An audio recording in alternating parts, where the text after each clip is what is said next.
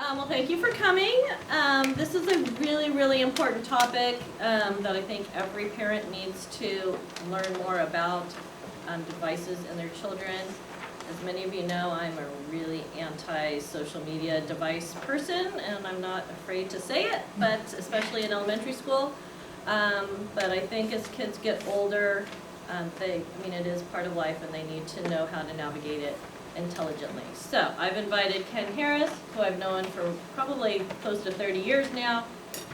He was our IT guy for Del Mar Pines for a very, very long time. He's got 4 children from 7th grade to college who all attended Del Mar Pines, so I know him very well. He's brilliant in all things technology. So take it away, Ken. Ken, thank you. All right. Well, thank you for being here today. Marcy reached out to me at the beginning of the year and said, hey, Ken, I have this schedule of parent talks, and I want to see if you would do this one on digital devices, screen time, and social media. And I said, oh, gosh, I don't know. I've never done a talk about social media and screen time for kids, although I've been in the IT business probably since I was a kid, about 14 years old. My background, as Marcy said, I have had 4 children that have come through the Del Mar Pines program. Very happy with the program. They have a solid foundation, and they're all straight A students in their respective middle and high school, so you're in a good spot. Little plug for you. When I started doing IT, it was with a device like a Apple IIe computer. I don't know if you guys remember Apple IIes, but we're all probably of the Generation X that grew up with computers as they were kind of developing over the years. So our experience is very different than what our kids are experiencing today.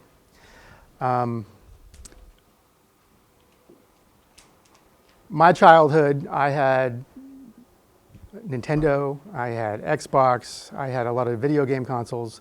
We had a computer in our home, but it was this small little box called a Macintosh SE with a black and white screen.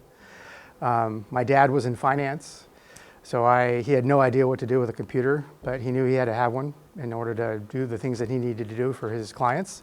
And so when things didn't work, he asked me as the resident IT guy if I could come and help him and fix things. So I kind of cut my teeth on that growing up.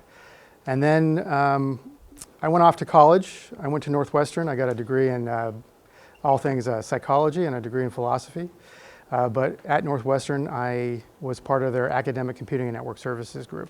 And in the 90s, that's when the internet was starting to become a thing and moving away from just dial-up and America Online to cable-connected, wired infrastructure. And so at the university, I did wiring of the dorms. I was a residential student consultant, and I helped the graduate students, the law students, and the med students in the business school get connected in their dorms. And then from that experience, I moved back to San Diego. I grew up here. I grew up in San Diego. I moved back to San Diego because I love San Diego so much, and I was pre-med. I wanted to go to UC San Diego for med school. I was all ready to apply, finish my MCATs, and I was working as an IT consultant, and I worked with schools, and that's where I met my wife, who was a kindergarten teacher, and decided that maybe medicine wasn't what I wanted to go into. I really enjoyed the IT work that I did, specifically in education. And I ended up getting a job at a school district here in San Diego. I was their youngest IT director that they ever had. They never had an IT director at that particular school. It's a school in East County. We served approximately 4 schools all the way up through high school and a charter school that had various offices around San Diego. And so I did that for about 8 years, and I built up their program.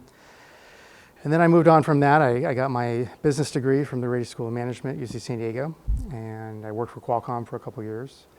And then my wife and I decided we were going to start our own school. So we started a charter school, public charter school here in San Diego. I helped write the charter petition and the business plan, and we went out for a grant, and we started this wonderful school in San Diego, and it's still running today. We did that for about 6 years, and then we get bored very easily. We like challenges. And during this time, by the way, we're having children and doing our own thing. So then we got a job offer at a non-public school here in San Diego. It's a middle and a high school.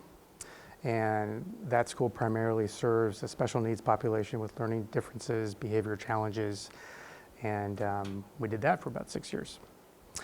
So, and during all that time, I do consulting. So I've worked with Del Mar Pine since the late 90s. This room used to be a computer lab and a library. And then with Mac Classics, yeah. And then we worked and we moved into those beautiful little different color iMacs. And yeah, so I've grown with the technology here at Del Mar Pines. And as technology is something that's not static, it's constantly changing. It's exciting to see. So now in the classrooms, we have a one-to-many ratio of student to computers that have iPads and MacBooks and a plethora of access to different learning management systems and digital experiences. So, but what you all are here today, I assume, is because you want to hear about your kids and when it's appropriate or if it's appropriate to allow them to be on a device like a cell phone or a smartphone. And when it's appropriate for that to happen. And that's a really difficult decision. My experience with my children, my youngest is 12 years old, and my oldest is 18 years old. We first had devices in our home even before they were born. I've always had a cell phone on me. My wife has a cell phone that morphed into a smartphone. And over time, my kids have had iPods, iPod touches, and then Apple invented this wonderful thing called the iPhone, which merged all those technologies into one. And over the years, they've had Kindle devices and iPads and Chromebooks and various different things with screens. But we're exposed to screens everywhere we turn. We have screens in our cars. We have screens in our home. We have screens when we're on an airplane. Screens are everywhere. So how do we help our kids, and how do we ourselves, as role models to our children, navigate that? So we're going to talk about that. But I have a question for you, because this is going to be somewhat interactive. I'm going to ask you questions. We're going to talk. So when I was a child, technology meant, and I'd like you to fill in those blanks. What did technology mean to you as a child? And you can raise your hand and kind of share out with the audience. What did technology mean with you? Well, I remember I was in a car accident. I got some money and I bought my first computer when I was like 12. I bought it from the shop from the CD and I had all the floppy disks to play the games and a color monitor, a green screen monitor, and a paper that you had the holes in to line them up to printing. But with that said, I think what I find fascinating about technologies and things that I were a kid that we fantasized about, you know, that like watching Inspector Gadget and stuff, they took off the shoe phone, or where almost all those things that we fantasized about are now in our daily lives or aren't even crazy, they're just normal. Right. But I do think that's a part of like what we can do as a human. Our kids imagining as there's a kid, enough people imagining that, okay, how do we make this happen? And so the things that we're imagining for kids are imagining today will be in their future tomorrow, and I think on that end it's very exciting. Yeah, I mean, I have 3 devices on me right now that are all connected to the internet. My watch, I can make a phone call, I can receive calls, text messages, read my email. I've got my phone, which is the first thing I touch when I wake up in the morning and the last thing I touch when I go to bed at night. And it's always with me, it's always on me. It gives me anxiety when it's too far away from me. But yeah, anybody else? What else? Yes? I'm from India. So for me, technology when I was younger, we didn't have a lot of computers when I came back. Only when I went to college, we had exposure, so it was more like learning for us. But technology in earlier years would be maybe for entertainment, for making your life a little more comfortable. But it was considered a luxury thing, not like a need type of a thing. So your experience with technology in India was entertainment, like television or movie or film or And dial-up is so slow, so there was dial-up, right? So high-speed internet, that concept, it took a while. Yeah. Anybody else? So this is what technology looked like in the 70s and 80s. We had a rotary phone. I had one of these on my wall at home. It was beautiful avocado green to match the walls. TV, I had to get up off the couch and I had to turn the knob. We had cassette tapes and record players, cameras that had manual shutters. And I actually learned to type on a typewriter, believe it or not. I didn't even have a word processor. We learned to type on a typewriter. And that's how we carried our music around. I remember my parents had a Chevy van and they had an 8-track player in it. One big little, you put an 8-track tape in and that's what you would listen to on your road trips. And road trips I had to entertain myself. I didn't have a digital device that my parents handed to me and say, here, enjoy this, go watch this and leave us alone and you go chill out. No, I had to look outside the car and we had to count license plates or VW bugs or make up games and have that kind of creative outlet. Nowadays we have streaming movies and video games and ebooks on our devices that we hand to our kids and they can entertain themselves. So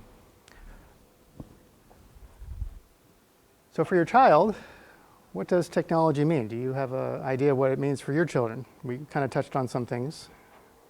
Anybody have any insights of what does technology mean for your children today?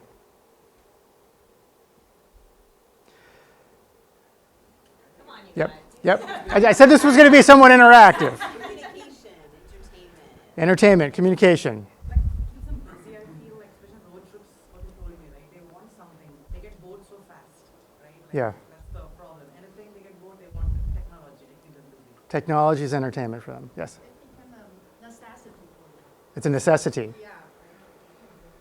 Like water and food. If I don't have my technology, I'm not going to be able to survive. Yes. I think it's the more vexing aspects of it is that it's nearly immediate gratification, or they know the content is there, and why can't they access it, right? And so it operates pretty much as a great temptation throughout different parts of the day. Okay. Anybody else? Yes. For me, the gamification aspect, like even in some learning aspects, like everything is, exploring the psychological things, the rewards, these treasure boxes, you see it on games, you see it on, you get a question right, confetti, that's doing something to the brains, and how to... Yes, it's gamification, and you're absolutely right. There is something that these devices and gaming and streaming and being on a screen, it does something to their brains. And what it is doing, there's a dopamine response, is what we call it. And dopamine is in the reward center of the brain. And these devices are created in such a way through persuasive means to keep them connected, to keep you engaged. You mentioned gamification. In education, we talk about gamifying learning solutions because we want to keep the student engaged in what they're learning. And then we reward them with points or stickers or little stars or gems, and they feel good because they're getting something for doing something. And it entices them to keep doing that and do more of it. And so it makes it almost addictive. It is addictive. Yes, there were some other hands raised. Technology has always been a source of activation, whether it be in TV or watching news or reading out. So there's that wrapping out TV or radio to give that information. And I think up until very recently, entrusted that place. And now it's become increasingly more difficult, yet that more filters on it. And you can meet with what we're seeing, hearing, I think that's so immense. Like frightening scary. I mean, I can think of 2 instances recently where there are images that I thought were real, more of them I reshare, and then so that was an AI image, and it's just, but in the context, I didn't even question if it was real or not, and that's still it. So we have, as of 2 years ago, entered into the age of artificial intelligence. So you bring up a very important point. How do you trust the information that you're seeing online? In social media, on the news? You even hear reports from what you think are trusted sources that later may have come out to be, oh no, that was a deep fake. that really wasn't so-and-so saying that information. It was an AI-generated image to the point of generating that person's voice and their likeness. And so we are in an age of what can we trust with our own eyes? Where are sources that we can go to? And as adults, we are having a hard time navigating that, right? Determining what is truthful, what is biased, and what is not. And could you imagine our young children trying to navigate that and figuring out what is real and what is not? Because they want to believe everything, right? Unless it's something you're telling them, then of course you don't know what you're talking about, mom or dad. But other than that, yeah, it's a really big challenge. So our kids, that's an Oculus. It's a virtual reality headset, and it puts them into a whole nother realm, in a digital realm, that they get to interact with, games. But there's educational benefits of using those. Cell phone, wireless AirPods, social media, Wi-Fi,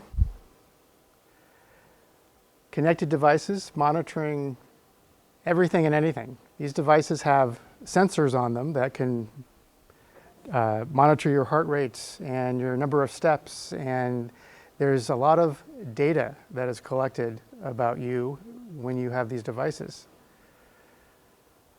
Screens are everywhere. They're unavoidable, and they're becoming more pervasive. Streaming services, lots of choices. When we watch TV, I think I had 13 channels that I could choose from. And I had to watch whatever was on those 13 channels. And I had to sit through commercials. I don't know if you've had this experience, but my kids and I were on a road trip, and we stayed in a hotel. And we were watching the TV that was at the hotel, and the kids said, well, Dad, can't you just fast forward through the commercials? First, they were like, what is this ad? What are these commercials? They didn't understand it. And then they're like, well, can't you just fast forward through it so we can get to the rest of our show? And these are so annoying. I'm like, well, this is what it was like growing up. And so now what I've done is I just bring my own streaming device with me, and I plug it into the TV when we're at the hotel, and we get to watch whatever content we want. And so we don't have to watch this. But it's just that perspective, right? They didn't grow up with 13 channels.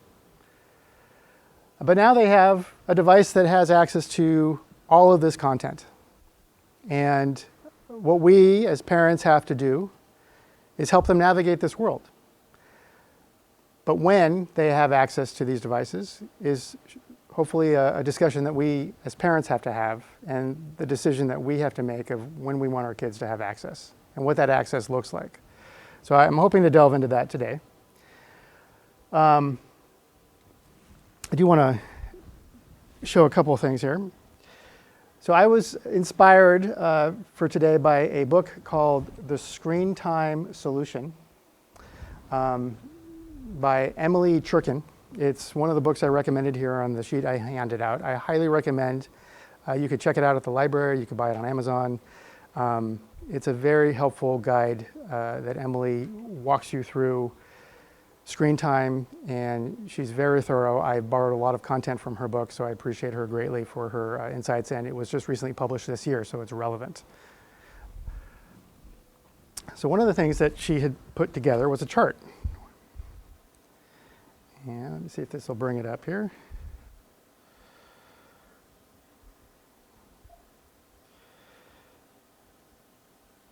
Oops. So I mentioned watching TV. So here's the activity. Watching TV in the 90s, very limited programming, one television per household. They aired one station one day at a time, weekly episodes, so you had to wait a whole week to see the next episode that you wanted to watch.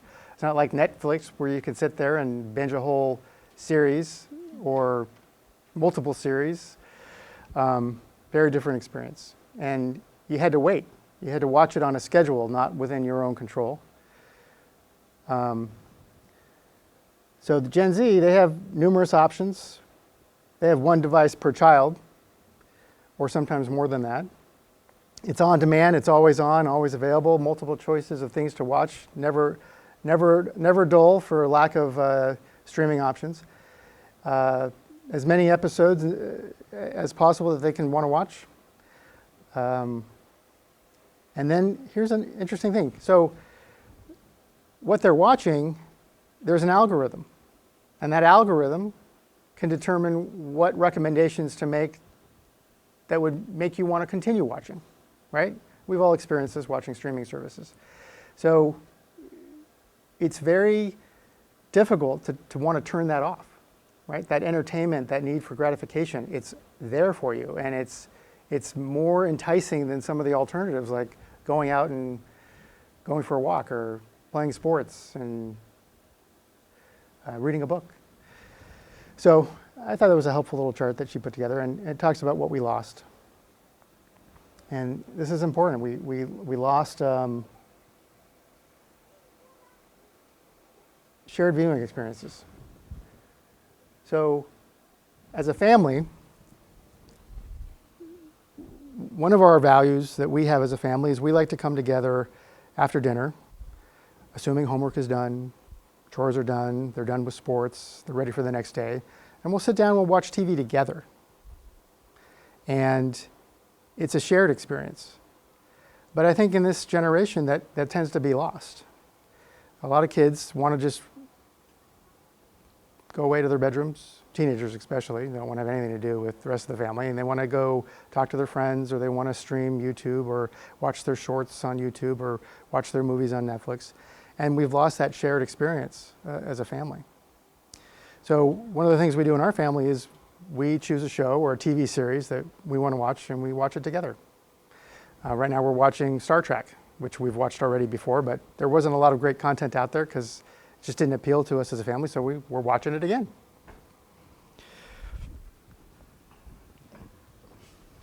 Have we also lost the shared experiences of society? I do believe that devices, while we are more connected than ever, we are certainly more isolated as well. And I mean that, like, you had a great show, like Math or something like that. The next day everybody was talking about water cooler. I don't really work, so I don't have water cooler. Right. But this concept of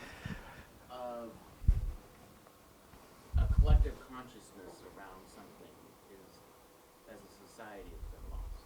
I agree. It's that shared experience, right? So you watch a Seinfeld episode, and the next day you want to talk about what you saw and what you heard and the joke that was so funny. Or you watch Friends, right? It was always on Thursday night after Seinfeld, and you got to watch Ross and Rachel and talk about how they were funny little escapades. But that was you're right. There was a shared experience there. Now, what I'm watching on my screen is very different than what my wife might be interested in or what my kids are watching, and we lost that connection. Or I go to work, and to your point, I don't know what my peers are interested in or watching or doing, and what do we talk about? So we could talk about sports, we could talk about politics, because those tend to be more shared experiences, but you're right, we've lost some of those things as a culture. Watching a movie. So watching a movie used to be, you would go to a theater, and on a certain day, and a certain time, and sit through a 1.5 hour to 2 hour movie together, right? Now, watching a movie could be done at home on your big 82-inch screen TV. Let's see. Switching between my PowerPoint and my PDF here. There we go. So, watching a movie, again,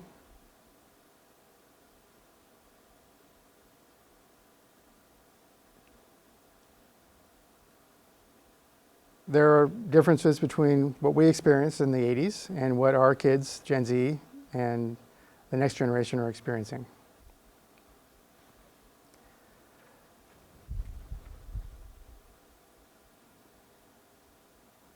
And then playing video games.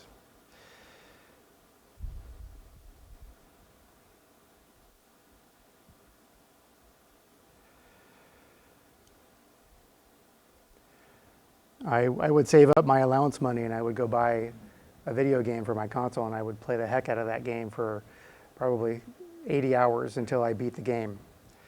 Now they have every single game you can think of that you can subscribe and have multiple games that you can play at one time. You could play it on your device, on your computer, on your phone, anywhere and everywhere. Again, it used to be console-based. So I would come home, I'd do my homework, I finished my chores, and I got to have a reward. I'd play my video game. Now, a kid comes home, they can play their game, and they could be in the car, they could be at the mall, they could be at the store, they could be anywhere and have access to their game. It's not controlled by a situation or location.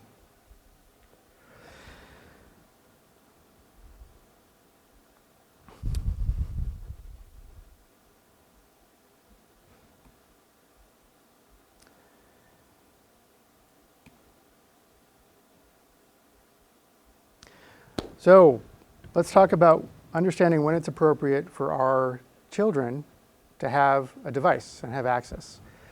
So they come to school, to Del Mar Pines, and they have an iPad in the classroom, right? Kindergarten, first grade, second grade, third grade, they start using a laptop, and we have tools that we give them to learn math, reading, spelling, lots of different things. So they're getting screen time at school. What happens when they come home? How many of you give a device to your kid when they're home? I do. Anybody not allow their kids to have devices at home yet? A few. They use a computer for school, but like a laptop in the classroom, is that considered the same? It is. I mean, it's a screen. It's a computer. Is it in their room, in their bedroom, or is it in a central location in their house, in your house? It's on the computer. It's on the table? Yeah. So when is it appropriate for your child to have access to a device that, let's say, is within their own control? Some of you are shaking your heads like, never. 30 years old, 40? Yeah. So there's a lot of debate about this, right? When is it appropriate to give your kid a device? I think that's kind of why you all are here. My answer to that is it depends, and it's a family decision. It's something that you have to decide when is it appropriate for your child to have access to a device, whatever that device may be. So we talked about road trips, we talked about outings, we talked about it's a form of entertainment. It's something that we give to them because they're bored and they want to do something. I'm not sure if that's always the best decision of a reason to give a device to a kid because they're bored, but it is something that we do, right? I'll tell you a story about what my family went through. So all of my kids have cell phones. I didn't think that was going to happen until, like Marcy said, until they go away to college. I was very resistant to that. But what happened in my life was COVID happened, right? All of our kids were home and they were doing distance learning. So they had computers and they had iPads and they were interacting over Zoom and video, and they had to be on those devices to be in school. Fortunately, I think for my family, we didn't have the learning loss that some families who don't have those connections had. We were able to continue learning at home. But something else also happened in my household that was a challenge that we had to deal with, and that was my wife was diagnosed with cancer when COVID hit. She got breast cancer. And a friend of ours was very generous and decided that, knowing that my wife was going to have to go through chemotherapy and was going to be out of the home, and we couldn't be there with her. COVID restrictions did not allow me to be with my wife when she was in the hospital or going through chemotherapy treatments. And so this very kind friend decided she was going to buy a cell phone for each one of my children and my wife so that they can keep in touch with each other and be able to iMessage and FaceTime and talk to each other and stay connected. So digital devices in my household were really about connectivity and staying connected to one another. But the cell phones that my children got, I did not decide to put a service on them, so they don't have the cellular service like through Verizon or AT&T. So they weren't connected to the internet in that way. They had to use the Wi-Fi. So the only way the phones would work on the internet is when they were in my home. And in my home, I have a lot of control because I know how to set up a firewall and a router and content filtering and policies and how to lock a phone down to control how long they can be on and how long they, what apps are on those devices and what they can use those devices for. And I can know and monitor what they're using those devices for. Now, unfortunately, not all of you have that background or those tools available to you, although today a lot of those tools have become available. So that gave me the ability to have a little bit more control. But even before that, before handing those devices to my kids, we decided as a family to sit down around the table and talk about what that meant. My kids were ecstatic. I mean, they wanted those devices. They really wanted a cell phone. And they were, I mean, because their friends had phones and they were going to be able to do all these things. And I said, well, we're using these phones for a particular purpose. So you can be in touch with your mom, so you can be able to connect with your grandparents. And we primarily use the phones for video conferencing. And this was something that was familiar to my kids because I think I mentioned earlier, they had Kindle devices when they were younger. This is before even smartphones were out on the market. And we took a lot of road trips to visit family because my family doesn't live here in San Diego, neither does my wife. And my kids wanted to connect with their extended family. And the way they did that is we had an app called Tango or Skype. And they were able to use their devices to video message and chat with their grandparents. And that's how they stayed connected. So it was about connectedness for us. And those Kindle devices were great because I could lock them down. I had a tool called Amazon Kids. It was a Prime Amazon Kids, and it allowed me to provide them curated content that was specific to their developmental age. So they had elementary school level content, they had tween and teen content, and I knew what that content was. I was in charge of it. I can control it. So back to the digital devices that they received. So when they got these smartphones, we said that there is a lot of responsibility that goes into having a smartphone that's connected to the internet. And we had to talk to them about what those responsibilities were and what to do when they come across something that didn't feel comfortable or familiar. Who could they go talk to? How could they get answers? How could they get help? So, well, they know mom and dad. They can always come and talk to us. But as time went on and they returned to school, what do we do with these devices now? And it depended on the age of my child. So my youngest daughter, she didn't need a device to go to school. My kids now are 12 years old, 14, 16, and 18. My youngest daughter is a 7th grader in middle school.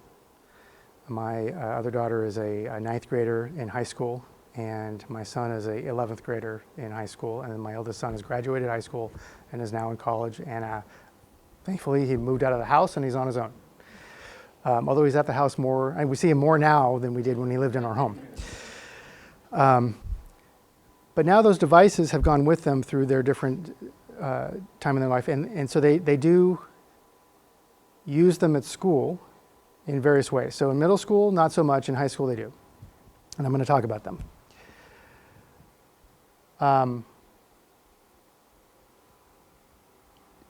My 18-year-old was not living in our home when my wife was diagnosed with cancer. He was living out of state. He was at a boarding school out of California. He is high-functioning autistic.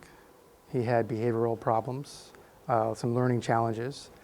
And so he had some issues where he had some digital addiction issues as well. So in our household, growing up, we had Kindle devices, we had laptops, and Nathaniel, his currency of how we were able to incentivize him to do things or to follow directions and follow norms in the home was Wi-Fi. Wi-Fi was his currency. So Nathaniel, I need you to get dressed and go to school. I don't want to. Well, later in the evening when you come home from school, you can have some time on the computer with some Wi-Fi. And he liked to play Roblox. He liked video games. And so that was a way of getting Nathaniel to get dressed in the morning and come to school on time and go to school. And he was just so excited to get home and get his Wi-Fi and be on Roblox. The challenge came is when it was time to come off of Roblox and come off of not being on our device.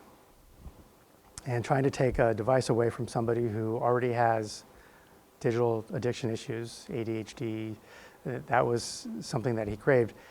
How do you deal with the meltdown? How do you deal with that conflict? And for me, we set parameters of like, how much time do you get to be on the device? So a lot of different creative strategies. And eventually we came to a technology that allowed me to set the Wi-Fi to turn off automatically. So the game would just stop working. So it wasn't me as the parent telling you, you have to get off your device, son. No more gameplay. The Wi-Fi would turn off at a certain time and then it was done. And that was more acceptable to him than having mom or dad come in and say, enough, you gotta turn it off. So he was out of the home when we got our cell phones and all the kids got their cell phones. When he got back home, he enrolled in a public school and was a very different kid. He got a job and he was working for Chick-fil-A and he was 16, but he would ride his bike from home to work and work to home. And so the decision came, well, we need to know that you got to work okay. We need to know that you got to school okay. So the digital device for us was about communication and knowing that he was safe. So we gave him a phone with that purpose in mind. It was intentional. It wasn't because he wanted it and everybody else had a cell phone. It was a very specific use case of why he had the phone. And the other reason is the school that he was at, it was a middle college program. They integrated their learning management solution in such a way that he needed to be able to keep up with what his grades were and his assignments were. And everyone had a Wi-Fi enabled device or a cellular enabled device that allowed them to stay connected to the school and keep up with their grades and keep up with their assignments. The Chromebooks that they issued at the school, while they still had access, it didn't provide them with the same resources that they needed. So everybody had a cell phone. So Nathaniel got a device because we needed to keep in contact with him and know when he got to school. And unfortunately for him, he didn't always remember to text mom and dad, oh, I got to school. And so we had the capability on our phone to be able to look to see where he was. Right? We had the ability to track his movements and track that he got to school okay. And the same thing with work. And so that was how Nathaniel got to use a device. And when he got home, we collected the device. The device didn't go in his bedroom. The device wasn't something that he could control and monitor for himself at that time. For the other kids, at the high school level, they still let them use their devices. They still let them have access to their mobile phones, but they tell them to put away during the classroom day. In middle school, you don't take your device out. You can't have your phone out. You can use your Chromebook in class, but you can't have your phone. But again, for our kids right now, they use their phones to tell us that they're going to school, they've arrived at school, and if they want to go to a friend's house or they have an after-school activity or whatever, we use it as a communication tool. And the kids have their learning management tools on there, like Canvas and their classroom stuff. So that's how our family uses their devices. And it's worked out well. Okay. Ken, do they have any social media on their phones or gaming abilities or those kind of things on their phones now? We do not do social media in our household. I personally have social media accounts, but I don't do anything with them. My wife has social media accounts. Again, she doesn't post pictures of our children or do anything online with social media. My kids are not allowed to have TikTok or Instagram or Facebook on their phones. We We do are aware that they have friends that have social media apps, and our kids, my children, don't want it. They have told us very, very clearly that they don't like social media because they see what it's done to their friends. I'll give you a story about, I know I'm not even talking about my presentation right now because I'm so excited to talk to you about what I'm dealing with as a parent. My daughter, my younger 3 kids are all competitive athletes. So they play soccer, they play indoor soccer, futsal. My son is in football. My 14-year-old daughter, she recently stopped playing soccer, and one of the things that really bothered her about her team is her teammates all had mobile phones and they all had social media, and they were all very heavily into TikTok and whatever the latest TikTok dances were or crazes were, and my daughter didn't participate in that. It wasn't something that she was interested in. And so it kind of isolated her away from some of her teammates, because her teammates before practice would talk about the latest trend, or they would be trying to do a dance from what they saw on TikTok. And my daughter just didn't connect with that. And so after playing soccer for about 10 years, now that she was a teenager, she was finding that she just didn't have that connection with her peers, at least on the soccer team. And so now in high school and in middle school, her friends don't have social media either. Her friends, initially, I think they were in 8th grade, they had an iPad, or her friends, their parents would give them phones, but again, it was only for communication. So they had FaceTime and iMessage and group chats and things of that nature, but they didn't have social media access. And it was a family decision, and those are the girls that she tended to coalesce and be friends with. And they were happier. Yes. I lost the battle about giving my daughter a cell phone. But we got a Bart phone. I'm not sure if you're familiar with that, but it has in it a lot of those control features that you were talking about. You're able to program at your house on this phone. And my wife will get alerts if there's content that she views or text or whatever that would be inappropriate. And it's weird, the weirdest things we get flagged as being, they're really not a big deal, but they still get caught in the filters. Yep.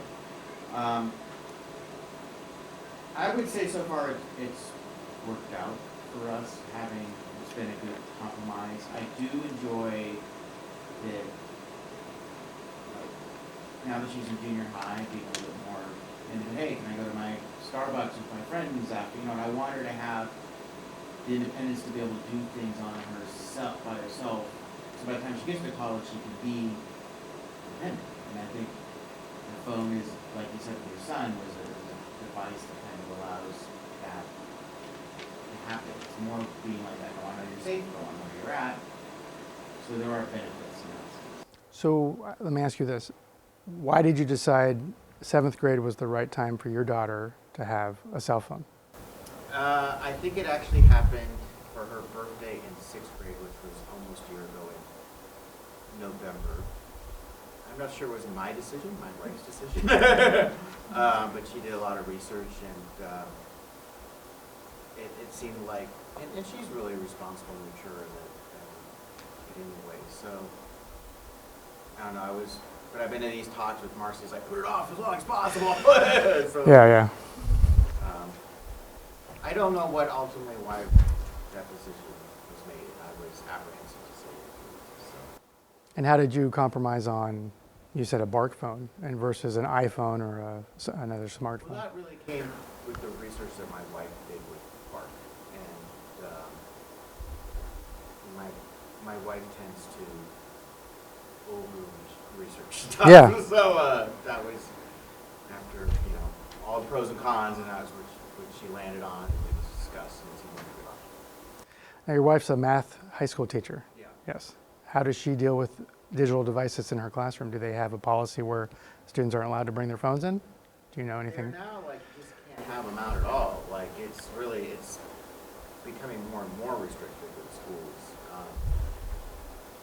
I think for various reasons. You gotta I think the biggest pushback that schools have and why devices are still allowed on campus, period, is because of the threat of a mass shooting or a disaster or something, that parents want to be able to communicate with their kids in those situations, and I think it'd be too much pushback to say you can't have it on your body at all.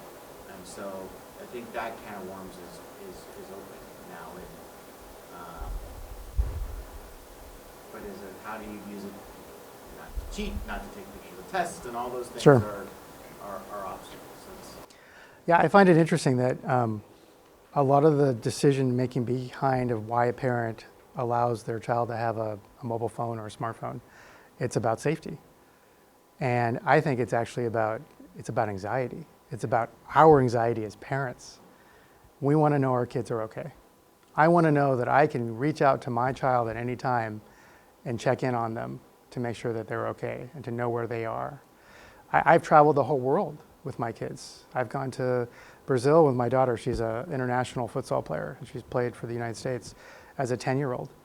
And it was very stressful on my wife and I because we traveled to Argentina one year and we traveled to Brazil, and we didn't get to be around our kid while she was competing.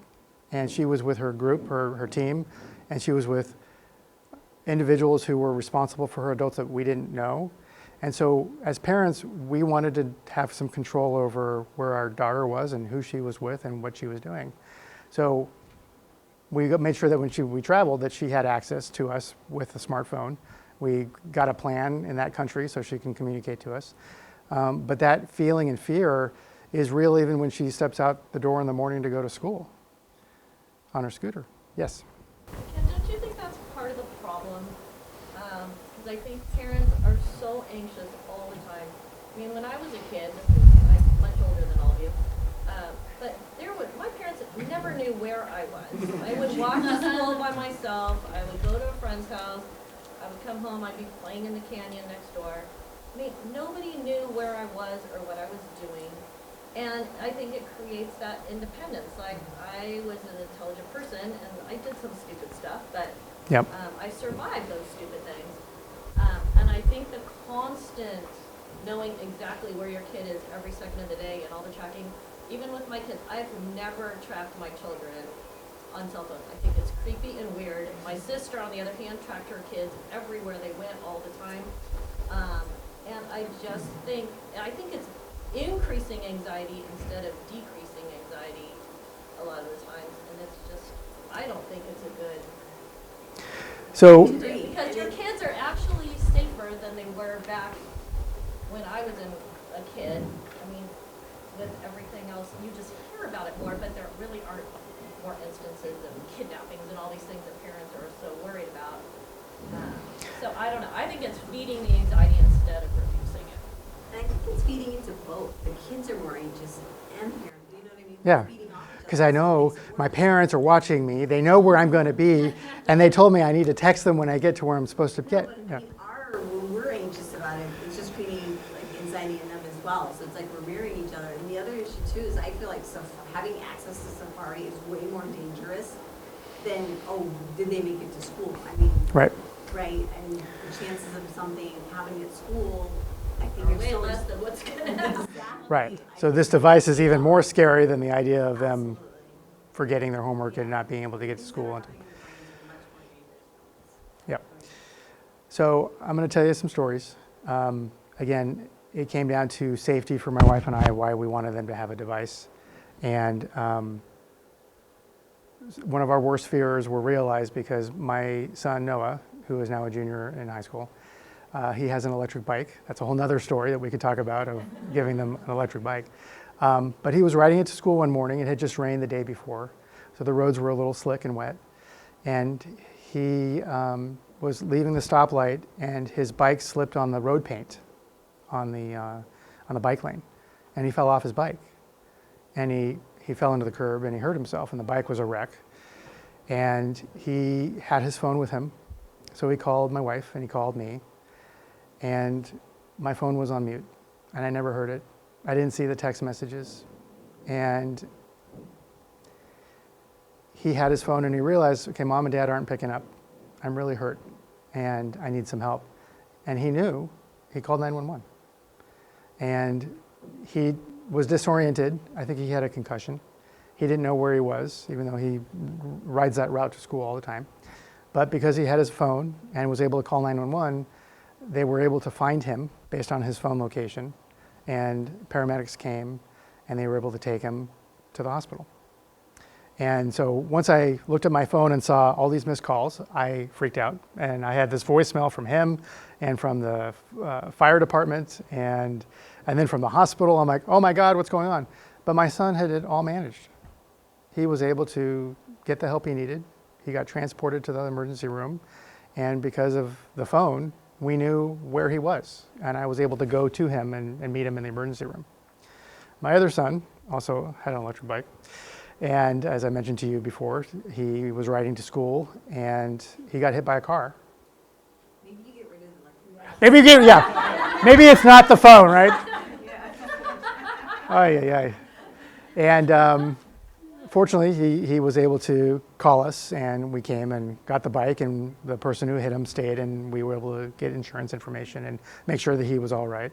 He ended up breaking his hand. My other son broke his elbow and was in a cast for 6 weeks. But in that respect, the phone was a safety net, a safety measure, and helped him. My son, again, 18 years old now, he was at a political event because he's in politics and one of his jobs is to attend these functions. And he's driving, he's got his own car now. And he was way out in East County and the car broke down. He doesn't have AAA, which he will now have AAA, but he didn't have AAA. But he was able to use the phone and call me and tell me, hey Dad, the car broke down, what do I do? He was on the side of a very busy freeway and he didn't know what to do, who to call, and how to get help.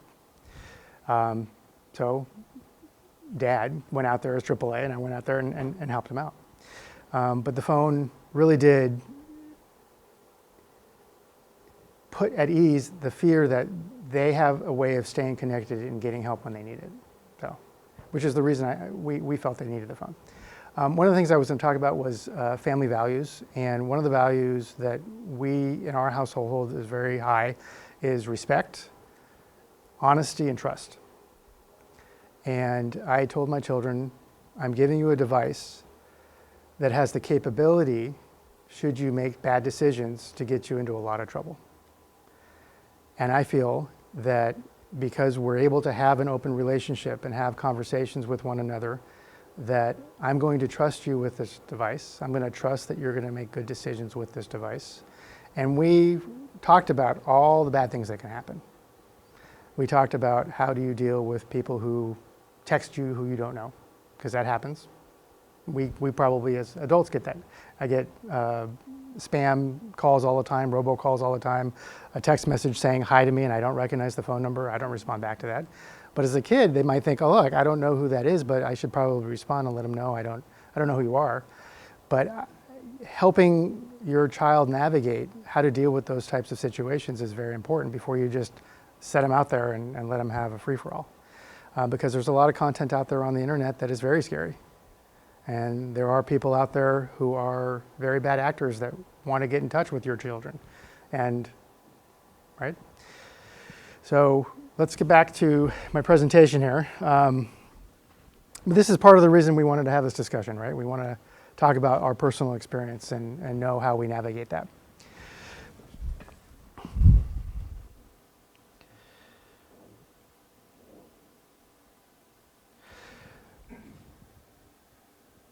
So let's talk about stages of development. This is Piaget. This is going back to my psychology background and talking about child development. So infants and toddlers from birth to 2 years old, they're learning about the world through movement and touch. They understand that they are separate beings from other people and objects. They recognize their actions. I can see that you can't see what I'm saying. There we go. They develop early language skills through interactions with caregivers. Now the WHO, the World Health Organization, and the American Academy of Pediatrics, their recommendation for children, infants and toddlers birth to 2 years old is they should not have any exposure to screens. Before 18 months, avoid media exposure except video chatting. After 18 months, high quality programming co-viewed with parents. For tech intentional families, you prioritize face-to-face communication, you minimize and delay screen time, allowing FaceTime with relatives, encourage hands-on, tactical 3D play, live out loud, connect whenever possible. So questions to ask about your infant and toddler. Are they getting enough sleep? Are they moving around? Is my child hitting developmental milestones? Is my child communicating with me nonverbally? Is my child connecting with caregivers? Now, everyone in this room, we already have kids that are elementary school age, so we've already gone through this stage. But as an infant, my kids, the only interaction they had with screens were television screens and videoing with their relatives. And it was great that grandparents could talk to their grandkids and see them laughing and giggling and be able to interact, and there was some genuine interaction there. But my infants, they didn't have access to an iPad or a device like that. I didn't put them in front of a iPad watching movies or anything like that. They're very multiple modalities and interactive in the real world. But as they get older,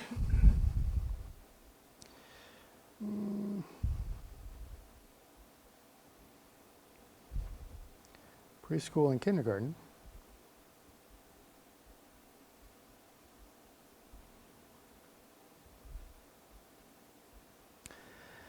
this is the pre-operational stage. So this is 2 to 7-year-olds. We understand that words and pictures represent objects, so they develop symbolic thinking, is egocentric and finds it's hard to take the perspective of others. They think concretely, struggle with logic and points of view, and language is developing. So the World Health Organization believe for screen time, no more than 1 hour per day of sedentary screen use. American Academy of Pediatricians, no more than 1 hour per day of high quality programming co-viewed with adults. Encourage kids to read. Talk about your feelings and their feelings and expressing them. Establish family values. Introduce media literacy skills. Do not use or allow digital devices at mealtime or bedtime. This one is a big, big deal in our household.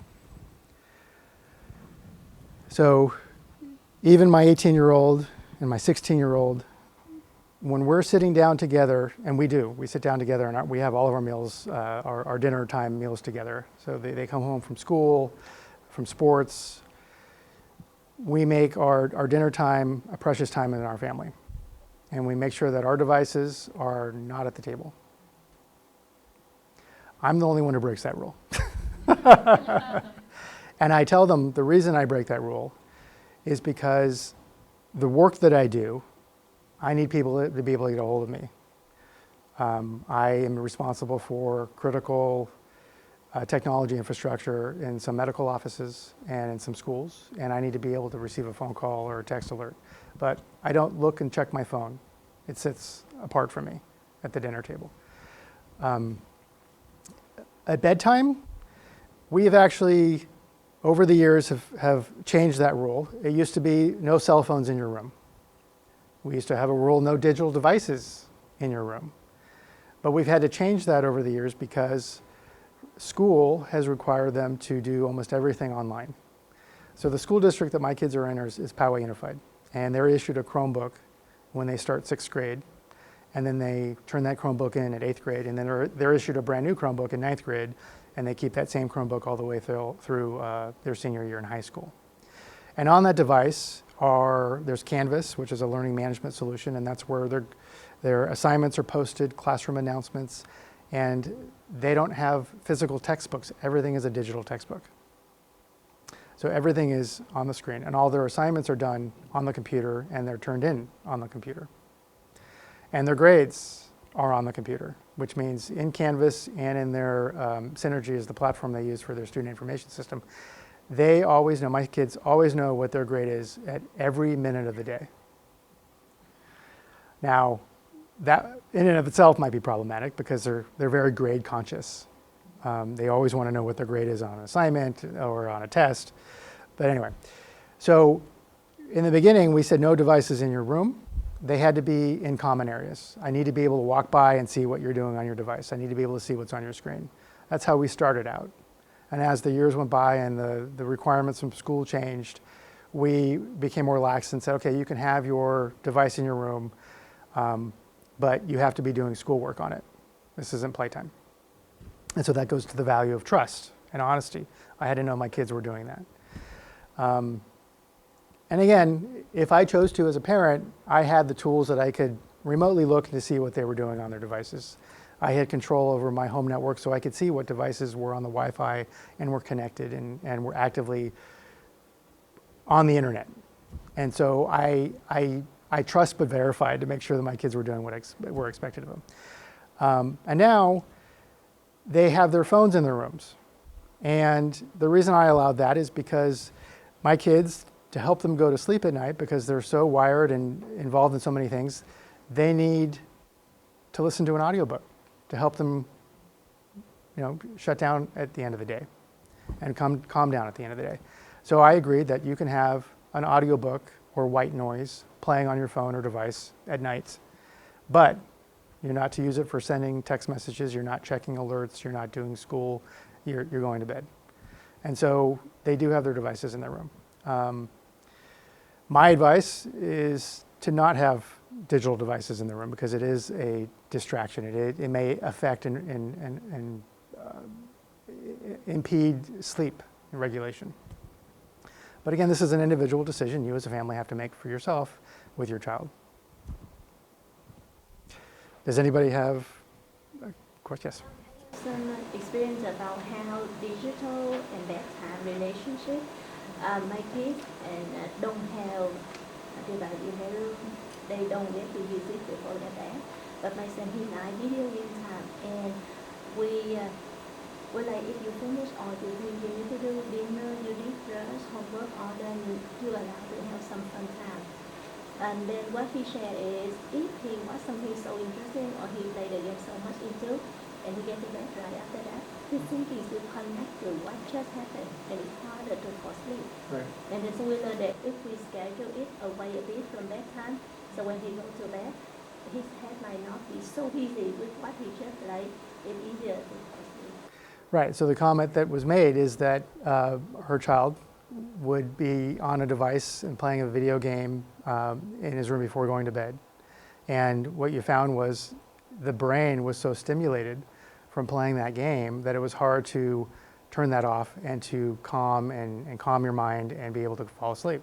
Yeah, absolutely. So video game play especially taps into that dopamine center of your brain and it stimulates you. Sometimes it can make you more aggressive. Sometimes it makes your brain think and move, and when you're trying to get ready to go to bed at night, that's not the state of mind you want to be in. You want to be relaxed and calm. And so screen time before bed needs to be done maybe an hour or 2 hours before you go to bed, not go to bed right after you just played video games. Now, on the weekends, my son, who is 16, he plays video games, but we don't have a video game console in his room. It's in a common space, and he's allowed to be on that video game console, and it's a social interaction. He has other friends and buddies of his that he goes to school with that are online with him, and they play this video game together. And it's quite interesting to see and hear because my son, who is somewhat introverted, he's not a very outgoing young man, when he's on this video game with his friends, he's the one in charge. He's the sergeant. He's telling them everything they're supposed to do and where they'll be and how to do it. And he is practicing those skills with his friends. But when it's time to come off the video game, we have noticed there's a little bit of a tone in his voice. Sometimes he's a little bit aggressive towards his sisters, and I don't like how he talks to my daughter sometimes. And we have to explain. I talked to my son. I said, Noah, I don't like your attitude. I don't like how you're talking to your sister. you're supposed to be downstairs and helping in the kitchen, and we're making dinner together, or I need you to put away your laundry or whatever it might be, and he's got a tone. And I can directly correlate it to the fact that he had been playing this video game.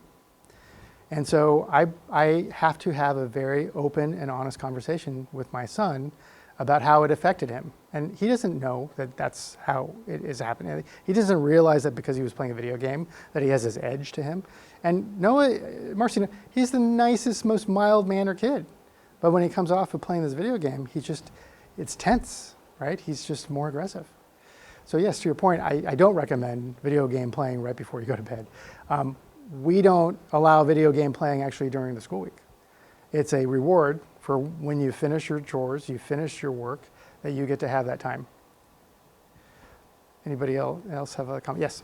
I think basically, this is an independent thing, but it is true that that independent of the other mental activity that stimulates them right before bed, there's the exposure to the white light that the pixels basically emit. Yes. That interferes with circadian rhythms, so it basically mimics daytime, and your brain is very responsive to that. So that is why it's recommended that at least 45 minutes to an hour before bedtime they shouldn't be exposed to any screen, because it basically stimulates that and makes it harder to fall asleep. Right.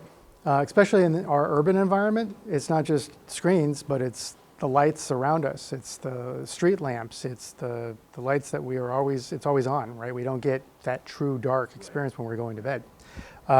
Yes, so some of the devices have tried to adjust, like they have a blue light filter, right?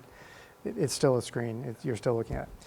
I agree. So in my household, I actually did an exercise because I knew I was going to be talking to you guys today, and I counted all of my devices in my household that are connected to the internet or Wi-Fi.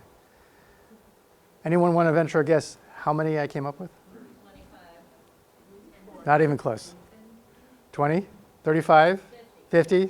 No, 100 devices. I have 100 devices that are connected to the internet in my household alone. Refrigerator. No, I have those personal devices. I have Alexas. I have Google.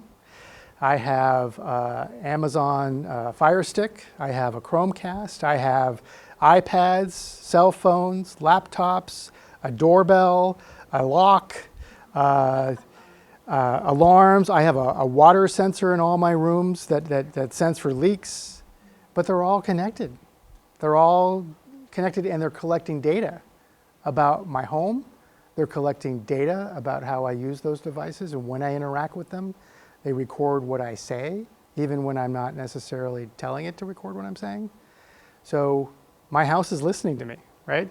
And so sometimes I just want to shut it all off and shut it all out. And to your point, we don't want to see those screens. We don't want to see those lights. I mean, I'm laying in bed sometimes and I look up and I see my smoke detector is flashing a little LED light just to tell me that it's on. So yeah, you're right. It is interfering with sleep. Yes? I share like a tip to help your kids to fall asleep. Yes. After 9 o'clock, if my daughter cannot fall asleep, she said, Mama, I need a company, tell me sorry. If you say that one more time, you go downstairs, do 10 more minutes math.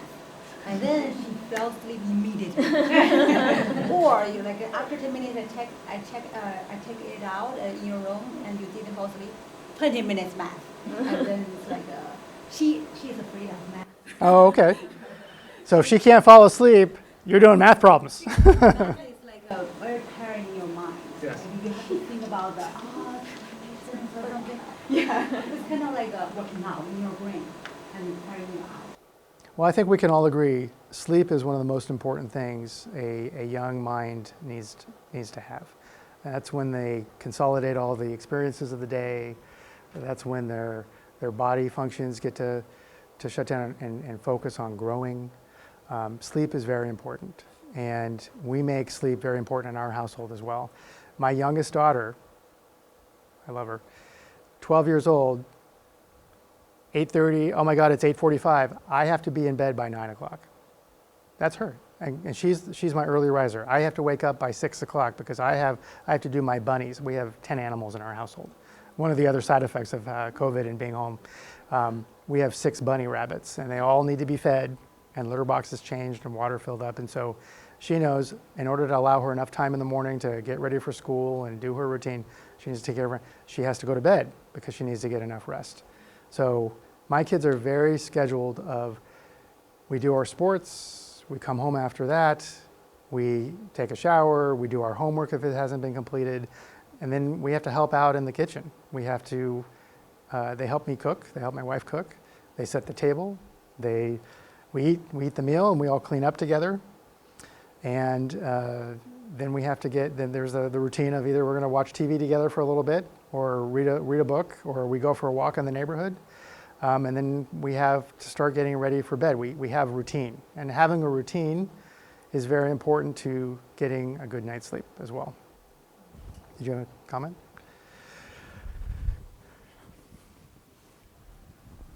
So let's move on there.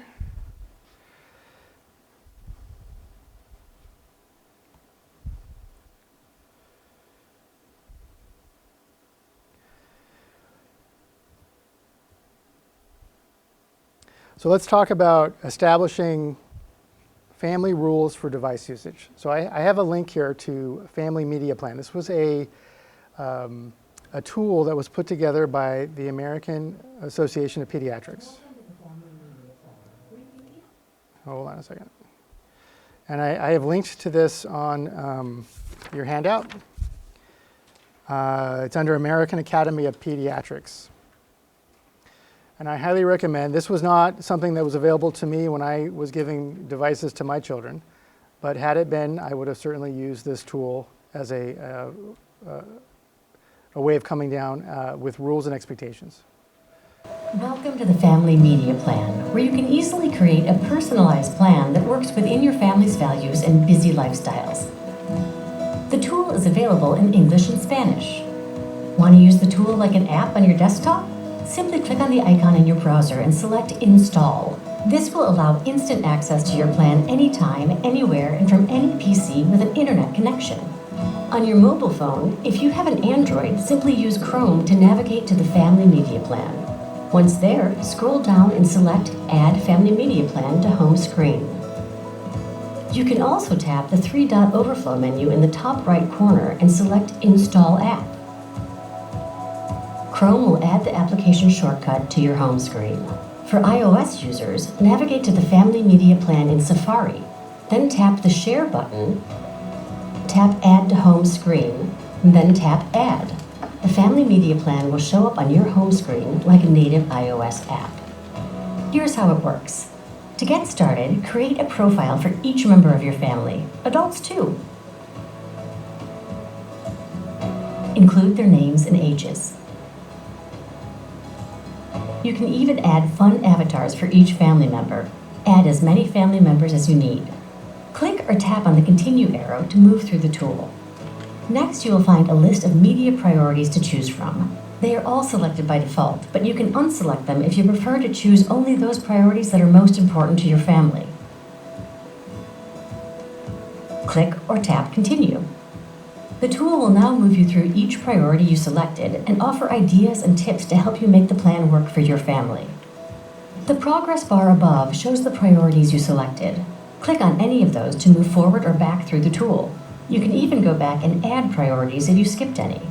On each priority page, you'll see a list of ways to implement these priorities. Simply click or tap on the Reasons Tips button on each suggestion to learn why it's important, along with how to make it work and other helpful tips.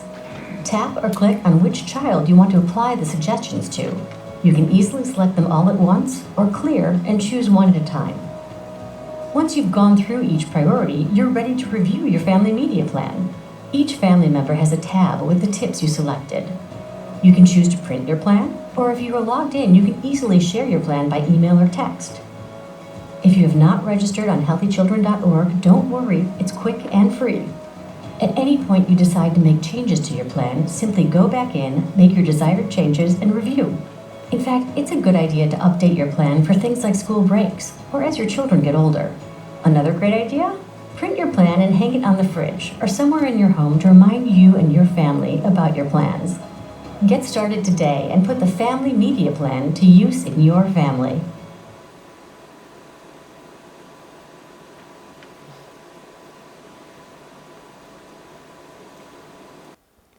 So the family media plan is a good suggestion for setting expectations of how your children are going to use devices, how they're going to use screen time, and use it appropriately. One other thing, we were talking about social media, and my kids they don't have accounts on social media. Although there is a social media tool that they do use, it's YouTube. And it's YouTube because that's what they use in school. It's something they use, and they use it for instructional and learning. My kids like to make birthday cards. They don't go to the store and go buy them. They like to make their own, but they're very artistic. They've learned a lot of great skills from Mrs. Robinson, and they go online and they have an idea in their mind of what they want to do. So if it's for Valentine's Day or someone's birthday, or like my wedding anniversary is coming up, the kids will go on YouTube and they'll search up greeting cards or creative card designs, and they make the most amazing things. We have an art table in our home, so they have all the tools and all the equipment they need to make whatever they want. And so they use YouTube to learn how to do things. My daughter, again, the 12-year-old, she likes to bake, and she's always trying to perfect her chocolate chip recipe. Like, she will make chocolate chip cookies and she'll bring it to her school and share it with her classroom. And she loves doing this, but she wants to be the best at doing it. So she'll go on YouTube and she'll find recipe ideas. So, I mean, these are positive uses on how they use media. Yes, Marcy. Well, what about all the bad stuff on YouTube? Because there's a lot of stuff that is so inappropriate. And I'm looking at one thing, like even the Delmar Pines videos, and then all these weird addict that are so bad are over on the side. How do you either get rid of those? So in my household, if they're on their device and it's on my Wi-Fi network, I filter and I block ads. Yep. I filter and I block any content that I feel is not appropriate in my household. So I can block, there's multiple categories, but I block shopping, I block adult websites, I block ads, and I get reports every week about how many content blocks have occurred and for which devices and what part of my network. And I can even turn on and off when my child has access from their device. I set profiles. Yes? Is there an app that you would suggest to do that, or how do we do that? Yes, no, I'm glad you asked. So at the end of this presentation, I'll talk about some of the tools, but to answer your question, what I use in my household is a product from Amazon. It's called Eero, E-E-R-O, and it's a wireless mesh Wi-Fi network, and it covers my entire home. And there's a subscription service called Eero Plus, and it allows me to manage, it filters antivirus, malware, phishing attempts, and as well as blocking ads, and I can set content filters of what I want to allow and not allow. And it's granular enough that I can decide based on device or based on who the user is logging into that device. Now the question then comes up, well, they have smartphones, and those smartphones are connected to a wireless carrier. So if they wanted to get around my content filter, they can. They just turn off their Wi-Fi, and now their devices are using data, and they're now just free access to the internet. So to stay a step ahead of them, on their actual devices, I have software as well, and I can choose what apps they have installed and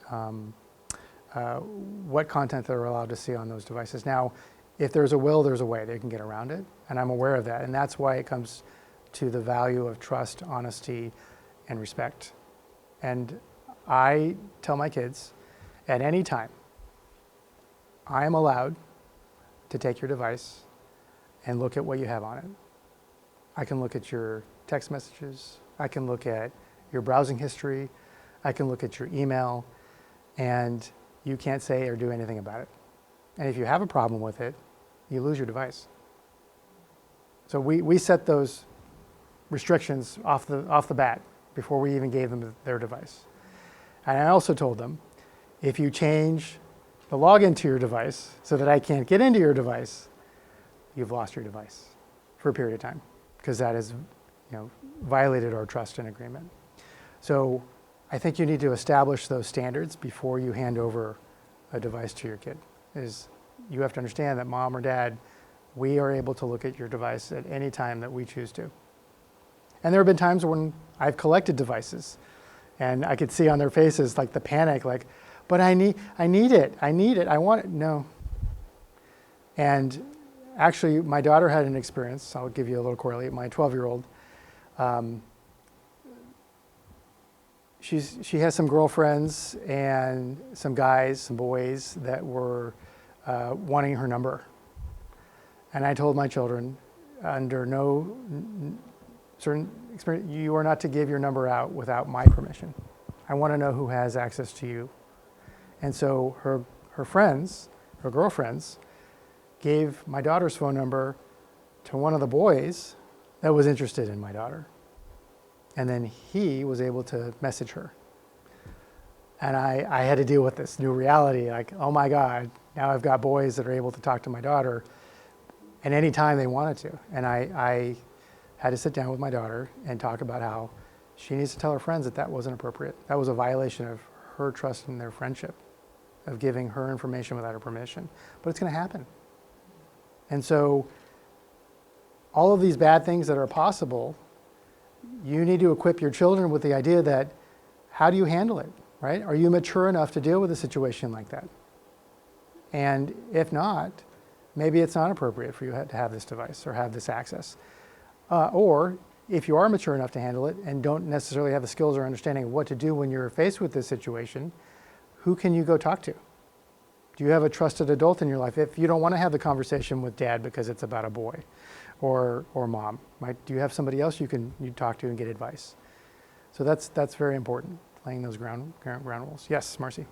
I think it's super important that the kids know from the minute, like with my pattern thing, these are mom and dad's devices that you are able to, that we're allowing you to use. These are not your devices, this is not your phone. Mom and dad pay for it, control it, and it's theirs.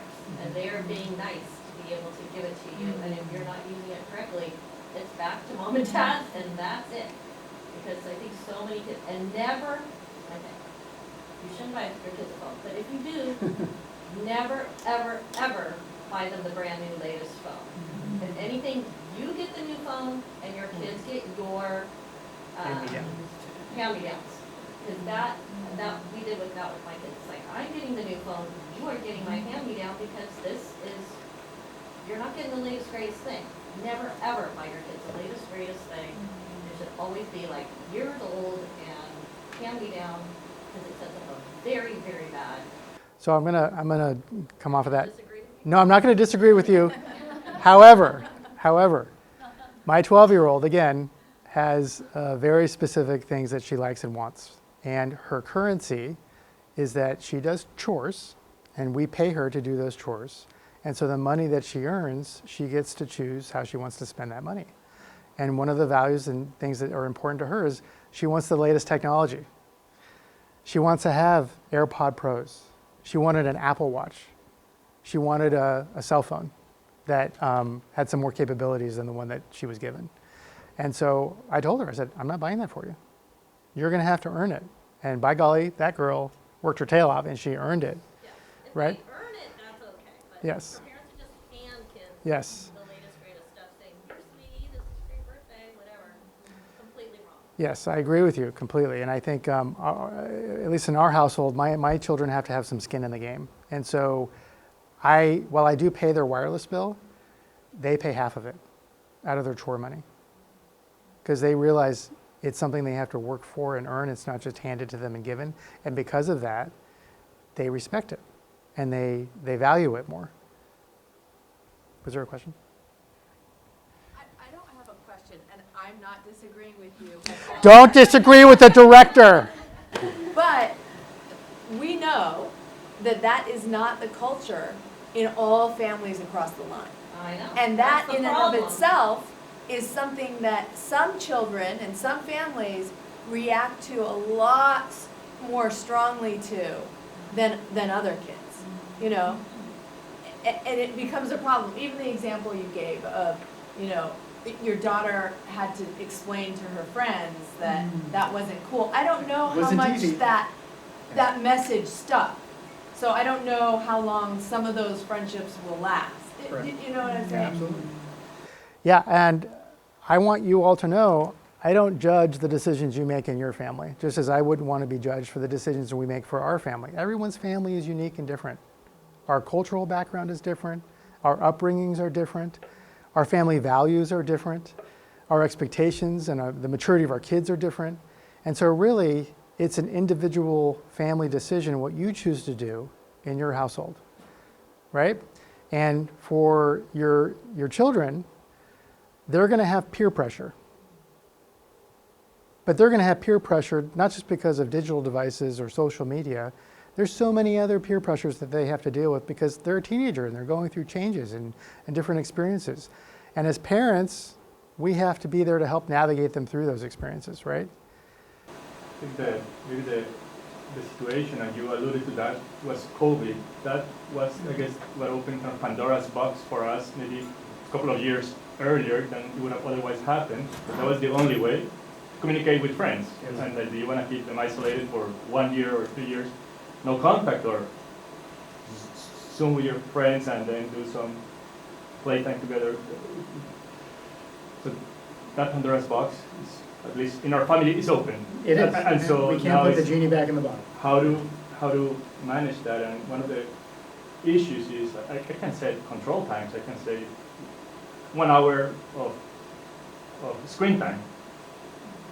But then if they have a console or an iPad, like, it stacks up. And so how do you, maybe toward the end, if you can talk to how do you control total time online? How, because they can go from one to, if there's more than one device, say 2 devices, they're very creative, they arbitrage. I had YouTube logged across all devices until I figured I had to use it for school. But one morning I figured I found a YouTube app on the phone, on the smart TV. I didn't even know about that. So they're smart. They are smart, and I can address it right now. There is only so much we can do as parents to put in tools and parental controls, and at some point there has to be personal responsibility. And that's what I want to teach my kids. I want to teach you and empower you with personal responsibility and talk to you about why do I, as your parent, feel so much screen time is not good. And I need my child to understand and agree with that and to buy into that concept. Say that again? Sign a contract. Yeah. Right. Well, that was one of the things we just looked at, was this media plan. Right. ChatGPT, yes. But here's the challenge. What happens when they violate that contract? And it's in the contract, right? There's penalties, there's consequences. And as a parent, you have to be okay with saying, no. My kids hear that a lot from me. No, it's not going to happen. And I'm okay with taking your device away. It's okay. I could be the bad guy. That's fine. But it's for your own safety. And so I feel the best thing we can do as parents, not necessarily try to figure out every different piece of technological tool and software out there to control what our kids are doing, but to be able to have these genuine, honest conversations with them and talk to them about what is it that I'm afraid of for you? Why don't I want you to be on a screen 5-6 hours a day when you've already been on a screen a majority of the day at school? No, they're not on the majority. High school, middle school, yes. But eventually, I mean, we have to help them develop their own self-control mechanisms. And to do that, where are they going to look to as an example? Well, they look at us. They look at how we are on our devices, right? And let me tell you, I am very conscious of when I'm on my device, when I'm around my children. If my child is in the room, I usually put my device down. And I use my device for everything. I'm on my email, I have calendar, I'm checking the news, I look at the weather. I mean, I do a lot of things. I control my home from it. I mean, I do so much from it. It's even the key to my car, right? It's everything. But when my kids are around me, I am very conscientious about and self-conscious about what I'm doing. And when I come home and I'm home, the first thing I do is I ask my child, how was your day? How was school? good, fine. You know, you get these one-word answers. But I dig a little deeper. So what did you do in school today? Did you have a math test? How did the math test go? And I understand it was Reese's birthday today. Did you guys do something special for? So I take a vested interest in what they are doing in their lives, and they know that, and they feel that, and so they talk to me. And I feel because we have that open line of communication, I feel more comfortable that if there's something going on in their life, or there's something that they're doing on their devices, that they're going to be able to feel comfortable talking to me about it, or my wife. But when I'm talking to somebody, even if I'm having a conversation with a client and I have my phone out and I get a text message and it shows up on my watch and I'm talking to somebody, how often have we've experienced this? It's called phubbing, P-H-U-B-B-I-G, snubbing with your phone, right? You're having a conversation with me, maybe we're at a meal together or we're at a nice walk and all of a sudden I get a call or a text message and I'm looking at my phone and you're telling me something and I'm not paying attention to you, right? So how does that make you feel as the person who's not being paid attention to, that you're telling me the story and all of a sudden my screen is more important than what you have to tell me? So I change my habits, especially when I'm around my kids, but also when I'm talking to my wife, or I will actually, one of the things you saw here in my presentation was live out loud. I will actually verbalize, I have to check my phone. I have a text message that just came in from a client. I have to read this. Give me 1 second, and then we'll keep talking about your day at school. So I express to my child what I'm doing so they understand, I'm not ignoring you, and this is not more important than you, but I just need a moment of pause to make sure it's not something that I need to get to right now. And so they understand that dad cares about what I have to say, and his phone's not more important than me. And then we go back and having our conversation. But so it's very important that we live the example of the life that we want our kids to have. Yes? So I have a question. I've been so far successful with my son not doing chat groups and I explained to him, he understands it and he's more happy that way. But I want to understand going forward how is going to make him socially, because if everybody around him is having it. Yes. Because I don't want him to feel isolated completely, but don't want to get even trapped into it. A lot of good things and bad things Yes. happen there. So just anything experience So with how do we that, have- how do you navigate that if he feels too isolated? I feel it's better to be How old alone is than your be child? with his kids. He's 10 years old. 10 years old, okay. And what chat rooms or chat? The class has some chat, right? Okay. I think few kids are not there. So Okay. things happen. Sometimes he might not know some things which get discussed. So I told him if some kids who are really good friends will let you know if Okay. something's important. But I So- don't know in the long run how we're going to work out. As he grows older in middle school and high school. Yep. So my son, who is a junior in high school, who was on the football team, as a football team, has a requirement that you have to have Slack, and it's an online chat. Some of you may use it at work, right? It's a discussion forum and different subjects. He also has another tool called Huddle. There's actually multiple apps that he has to use to communicate with his coaches, communicate with his teammates, communicate in classes. So yes, he has to have these devices and these apps to be able to have these online communications. I've told my kids from early on that don't say anything in an online forum or a chat room that you wouldn't say to somebody's face, and that you wouldn't want to be shared with me or your teacher or anyone else, because when you put something out there in the internet, it's forever. You can't get it back.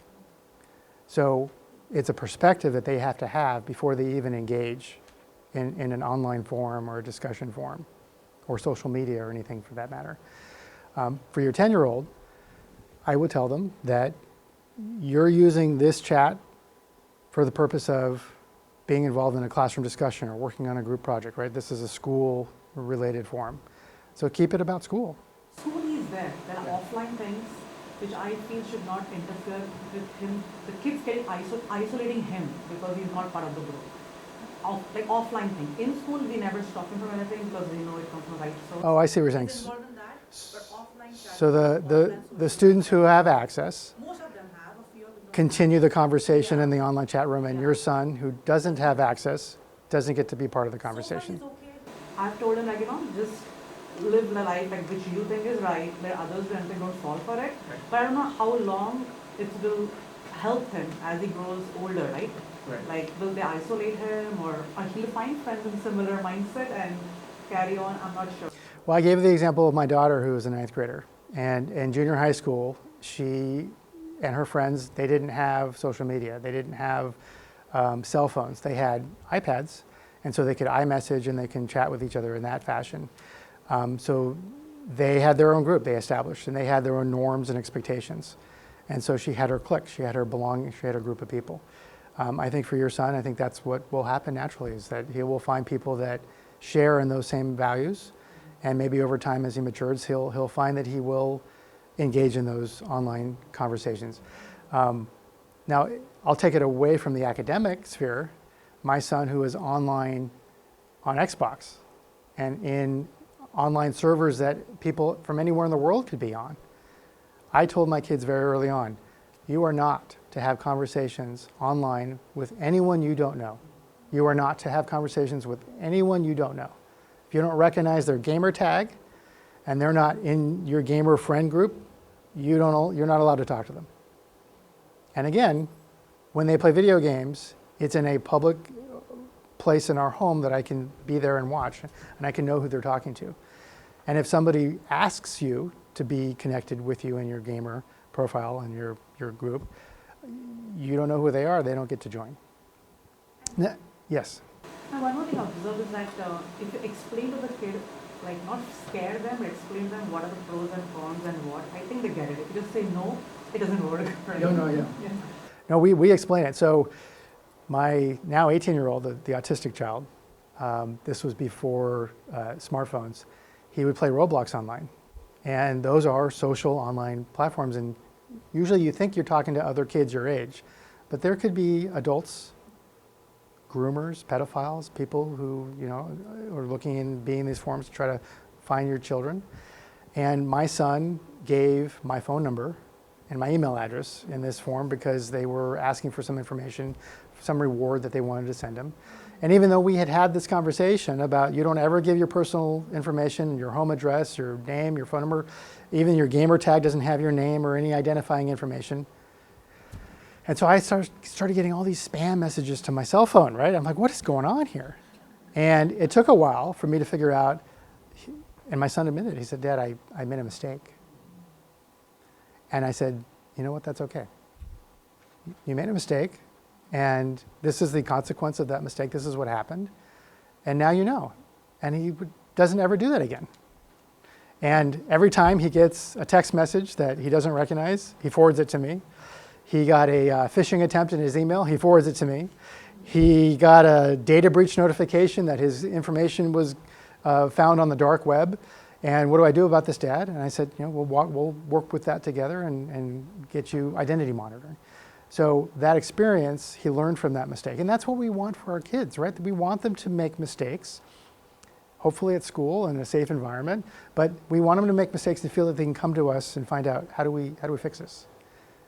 So I think, to answer your question, hopefully I have, you have a 10-year-old son who wants to be part of the group, right? He wants to be included. And I think that is, socially it's important that he be included. But again, making sure that you as their parent talk to your child and talk to them about what your expectations are and how to keep them safe and what are the dangers out there if you're going to be online. And making sure they know that whatever you do, say, or do on your device is out there permanently. And it could come back in 10 years, 20 years, 30 years, who knows? That stuff doesn't ever go away. Yes, Marcy?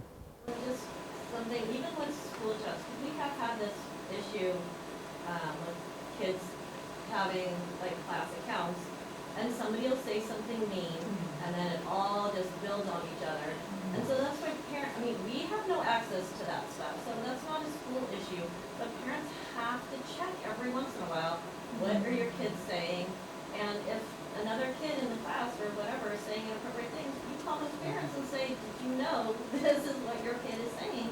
And this is not acceptable. So it is that community. You have to be a community and kind of look out for one another. Because kids do. They think that anything online that they can say and do whatever, consequences, and they have to learn very early on there are consequences, and this is not appropriate, and you take their device away, they lose the privilege for a certain amount of time, no matter how much they complain, because they've got to be able to learn what is appropriate and what is not, and their brains are not developed yet to be able to make these decisions, so that's why parents have to take control, be more in control, and the kids are smart, and they will figure out workarounds, but having that communication, just checking in every once in a while to kind of see, because you think, oh, we blocked this, and they're still gonna do what they want. So that's another reason why I say hold off as long as possible, because once they have it, you lose control.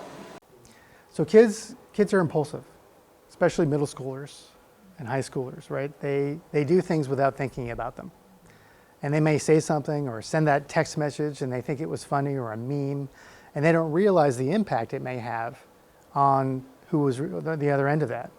And you can't always tell how somebody interprets what you're saying in an email or a text message. It doesn't come with tone and intonation and facial expressions, right? So when I'm talking to you now, you kind of understand what I'm saying, right? But it may be interpreted wrong.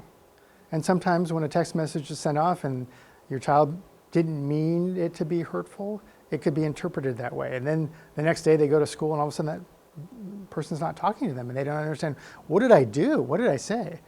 Well, it was a text message you sent. They didn't really understand the meaning behind it. They didn't think it was very funny. So I tell my children, it's very important before you send a message that you understand, you read it through, you check for grammar and spelling mistakes. And the thing is, their messages are like this short. My messages are like these little storybooks. And they're like, Dad, I didn't even read what you sent me because it was just so long. But they have these little short snippets. But they get a response from a message they sent, and they're like, oh my God, I can't believe that person said that. And they want to respond immediately. Or their teacher gave them back an assignment and it was graded incorrectly, or they didn't understand something. And I caution them, and they email their teacher and they want to get an explanation of what happened, and they don't get an immediate response back. So I explain to my child, you need to give them time. You need to give your teacher time to read your email. They've got a whole bunch of other things they might be doing, and you just need to be patient. And so teaching them that impulsivity and patience and the immediate need to, the feeling of the immediate need, I have to respond to this message right now, they need to take a step back and not always feel that they have to be on like that. So that's another key component. I think that's another thing, like devices and everything in life right now. It's like immediate gratification. I want an answer right now. And so the kids have no patience. And so that's just something. And I can tell you this, that everybody has to work on. the device doesn't teach them patience. You need to wait 5 minutes. You need to wait 10 minutes. Like, this is not going to happen immediately, and you need to learn how to deal with this. Because it is a huge problem in all of our kids. Like, they don't have that, like, I want it now. And they're blurting out, and they just have no control. They have no self-control or patience to be able to do these things. So that starts at home, too. It's like, no, you need to wait. You need to do these things. And devices, I think that's one of the main negatives of it, is just constant. So we talked about earlier putting out information there that is private or confidential and how to protect ourselves. And so one of the things, if a child does have an account, so my children have multiple accounts. They have school accounts. We have a private family email account, a Gmail account, but it's under our family domain. We do all of our calendaring together and email and communication. So now that they have their own devices, we want to make sure that they keep their information protected on those devices. So strong passwords. They have accounts that they want to protect, so we use something called MFA, multi-factor authentication. So it's not just about putting the password in, but it's also getting a code sent to their device and then putting that code in to verify it's them. So talking about good safety measures when you're on the internet and when you are protecting your account, because their phones have also become personal financial devices, right? They have Apple Pay, and my daughter, who went on a school trip back east, she needed to have a credit card, and so we put a credit card on the phone. The phone was the credit card, but we want to make sure that she's the only one who has access to that, and that her friends can't come along and use her phone to buy things. So making sure that personal information and devices are secure, very important that you have that conversation with your kids. And if you're not confident and comfortable yourself with that, I am more than happy to be a consultant to you and help you navigate that, because that is a big deal. So I mentioned this before, the dark web. You hear this concept of dark web, and this is where a majority of our experience of the internet is. Blogs, Facebook, we do Google searches, we're online, we might have online banking, trading. But under this iceberg is the dark web. We've got private databases, we have healthcare information in databases and different things. And then under that is this dark web are servers and sites that are not indexed. Like when you do a Google search, these don't show up. This is where bad actors are able to exchange information. Private servers, nondescript IP addresses in various parts of the world that have content like from data breaches that they're able to access. So that's what the dark web is. So it's important that you guys know what that looks like, because your kids may not understand, like, why do I have to care what other people know if they have my password or not, or know how to get into my phone? Like, the level of understanding of privacy for Gen Zers, they don't have those same limitations that we might feel it's important to keep things private, safe, and confidential. Yes? Is there a way to remove information from the dark web? It's very difficult, because it's not about removing the information, but changing the information that they already have. So when you get notifications from a credit monitoring service, or if you have security tools like Norton or McAfee or some tools that scan the web for if your passwords are in a data breach or have been part of a leak, you can change your password. But once your information is out there, they know your address, they know your phone number. It's very difficult to remove that information from the dark web. There are tools through Google that you can ask Google to do a search of the internet to find out what of your information is out there, and then ask Google to, on your behalf, take you off those lists. So I've gone through that exercise. I think my information, my email, my name, my birth date, my home address, those were things that Google found on the internet, not necessarily dark web, but just on different websites that have curated content over time. And I asked Google to help me remove all that information. And so it is a good exercise to go through. So yes, somewhat possible, but once that information is collected down there, it's very difficult to undo it. Good question. Recognizing phishing attempts, fake profiles, online scams. So we talked a little bit about artificial intelligence and how now in this day and age, AI can actually create versions of us that can imitate our voices. I'll tell you, when I get a phone call that I don't recognize the caller, and if I happen to answer it because I think maybe it's the doctor's office calling, I don't recognize the number. When I answer the phone, I don't say, "Hello, this is Ken." I give a very brief response. "Hey, hello." And I wait for the caller to say, "Oh, hello, is this so-and-so?" Because there's a lot of robocalling going on right now. And I don't want my voice recorded on the internet to be used later. So there's a little helpful hint and tip. Phishing attempts, if you don't know what phishing is with a PH, that's when you get an email sent to you that is, let's say it's from Wells Fargo or Chase, and you think it's your banking institution, and they tell you your account has been compromised, or you need to respond and click on this link, and the link takes you to a website that looks like it's Chase Bank, but it's not really, and it collects your information. That's phishing. And the whole goal is to collect your Social Security or your credit card or your account or banking information. So be careful.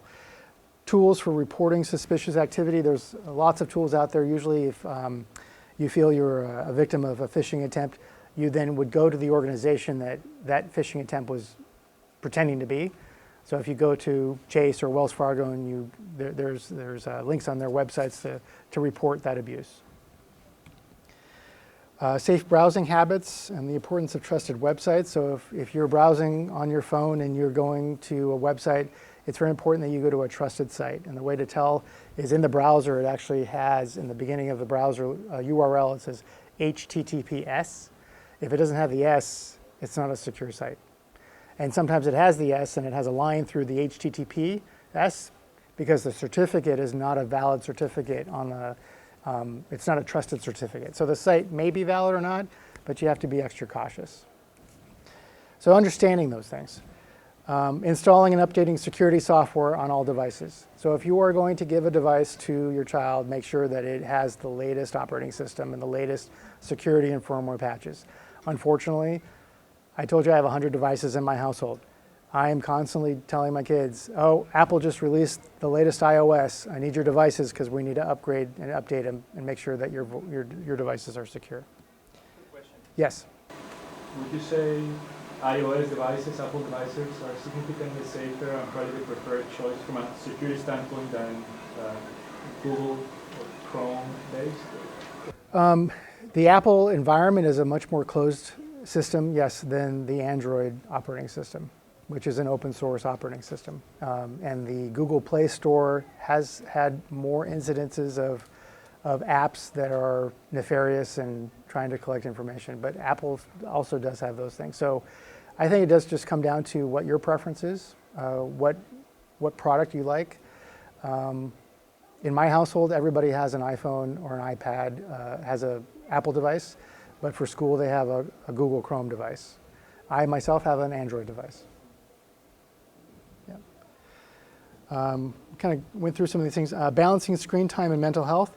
So I did some research for this talk we were having today, and this is a very timely conversation because currently in our Congress, in politics, they're talking about instituting laws and restrictions. Since the mid-90s, the Child Protection Act has been in place since 1998 of what information can be collected about your children and what access they can have online. In the schools, there's the Internet Child Protection Act that as an IT director, I had to make sure that internet-connected devices had content filtering and security. We had to protect our student information systems with firewalls and routers. But at home, you don't have those restrictions placed on you. And so you as a parent have to instill those protections on your own. So I'm going to do, I know we're getting close to the end of our time here.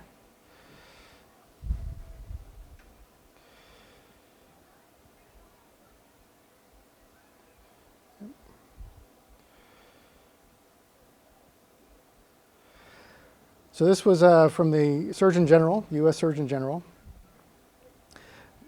The most common question parents ask me is social media safe for my kids? And the answer is that we don't have enough evidence to say it's safe.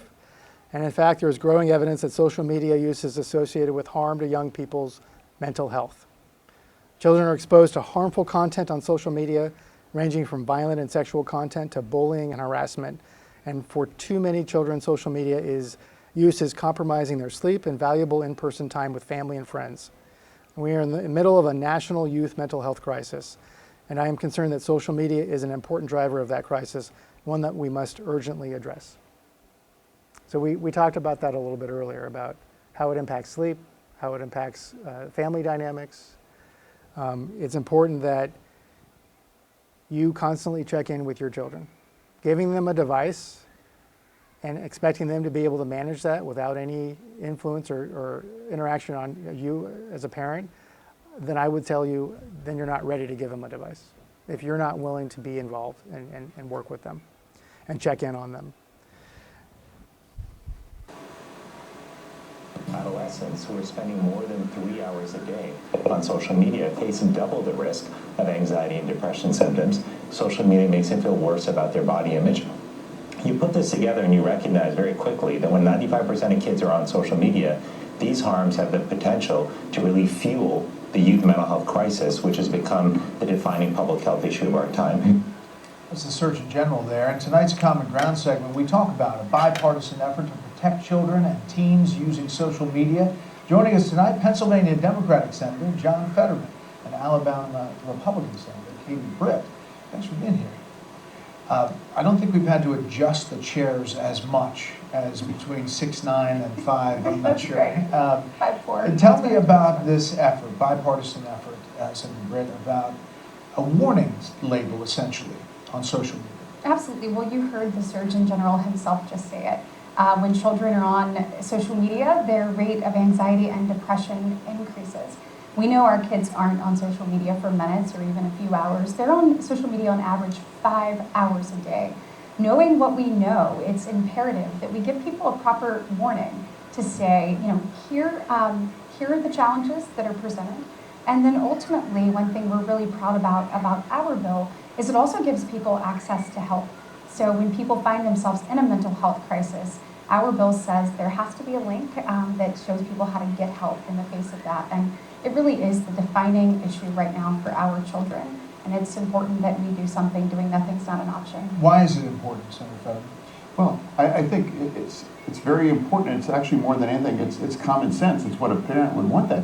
If you have a person that's spending hours and hours every day with one of your kids, you would want to know who that person is about and whatever. But social media, children are spending hours out of their day around this and immersing themselves there.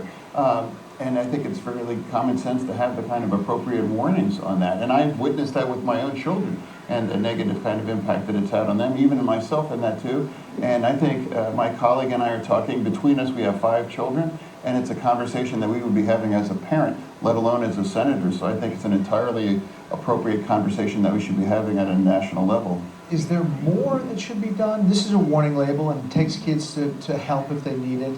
But there seems to be this discussion about social media and online presence a lot more on Capitol Hill. Yeah, and I think that it's incumbent on us to figure out what are the proper guardrails to help protect the next generation. Because when you look at the numbers, suicide is the leading cause of death, or second leading cause of death under the age of 44 years old. When you look at what's happening to our young people, the rate of depression is more than doubled just between the years of 2011 and 2019. And Brett, when you look at what we've just received with regards to young women, 1 in 3 high school young women said she actually considered taking her own life. And then 9% of our high school population, so 9 out of 100, said they actually attempted death by suicide. And so John and I are approaching this not just as senators, but as parents. And we believe that parents need all the information. Yeah, I mean, when I was that age, if you wanted to see really bad and negative things, you just go into the bathroom wall. But now you can just pick it up a phone and see that. Yeah. And it's piped right to your eyes, and you can take this in. And it's dangerous, and it creates a situation that, find anybody that it's like, hey, I just spent an hour on social media and I feel better about the world and about myself better. I've never met one, but if there is one, I'd like to meet them. This is a bipartisan issue. This isn't Democrat or Republican. This is an American issue, and it's one that we've got to get ahead of because it's already ahead of us. I'm interested in how this relationship started. You guys are both freshman senators together. Senator Fetterman, you were being treated at Walter Reed National Military Medical Center, inpatient treatment for clinical depression. So I felt that was timely. That was a newscast that was just 2 days ago. And so government's usually very slow to respond to a national crisis or a problem with laws and regulations. But they are taking this up in serious because the level of mental health concerns as related to young children and the internet and social media has increased exponentially. And so when Marcy said, delay as long as you can, I agree with her. Delay as long as you can before you give a device to your child. And when you do decide that it is the right time, you have to have tech intentionality. You have to understand what's the purpose, what's the reason behind why your child needs to have a device. Are you just doing it because that's the trend and that's what everyone else is doing because their friends have it? Or is there a reason for it? And what is that reason? And sitting down with your child and talking to them about what are the dangers?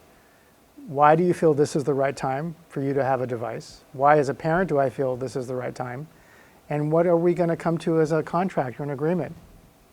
And what are the consequences when you don't do the right thing? Yes, Marcy.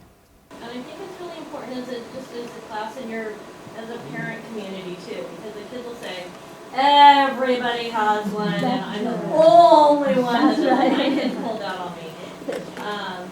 And I think as a community, you can get together and say, like, because if one person has it, everybody wants it. You can say, like, as a group, as a community of friends in this, we are making a decision to not give our kids a phone until 7th grade or 9th grade or whatever you want to do.